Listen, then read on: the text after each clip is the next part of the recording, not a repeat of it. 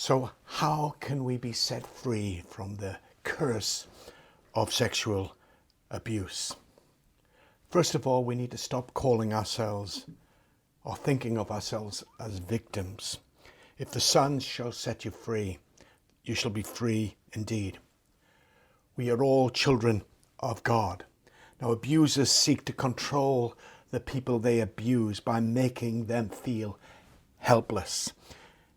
And this helplessness goes on for generations and can go on to your children and can affect your children. If you do not want to be free for yourself, then be free for future generations. Sometimes they even make the abused feel that they are responsible for the abuse they suffered. They encourage it. They distort reality. Sexual abuse is evil. It's a way that the devil uses to destroy people's lives and to control them. Abusers use manipulation to distort the truth and make us into victims. And in Christ, we need to stop being victims. We need to stop acting as victims. We need to stop thinking as victims. Christ's death and resurrection shows that Satan has been defeated and has no hold upon us. Christ, if you think about it, was abused. He was betrayed. He was abandoned. He took it all, and he stands with us. He stands with those of us who have been abused. And what we see in the scriptures is that the resurrection of Jesus and the life of the resurrection, which has been promised to us in Romans chapter 8, defeats Satan. The resurrection can turn defeat into victory and victims into victors. So the question is, of course, how do we stop being victims? We need to take charge of our lives. In Christ, we need to see that we are children of God, that we have a standing in his sight. If it is possible, we need to seek justice. And more than ever, authorities are now sympathetic to historical sexual abuse. Abusers need to be exposed, if not to protect yourself and not to give you peace, it's to protect others. However, that is not always possible. How then do we then break the link between us and the abuser? It is through forgiveness. I know from talking to many people who have been abused that often they feel if they withhold forgiveness, somehow that affects the person who's abused you. It does not.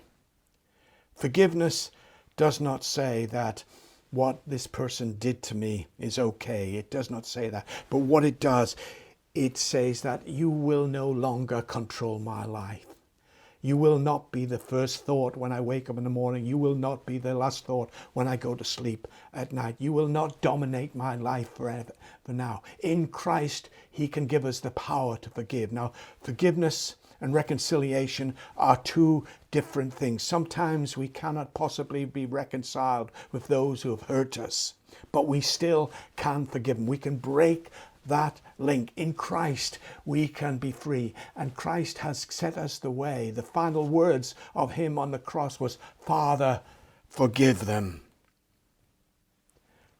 Then we need to accept God's love and God's cleansing. We are children of God. We're not dirty. We can be used by God.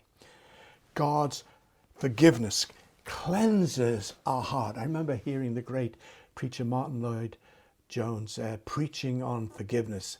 And he said these words which have stuck with me all my life. He says, tonight you can sleep the sleep of a newborn baby. That's what God's forgiveness can do for you. You can start again with God. My favorite verse in the Bible is, there is therefore now no condemnation for those of us who are in Christ Jesus. We need to take hold of our life. Now, having forgiven, having accepted that we're cleansed, now we've got to listen to the call of God on our life.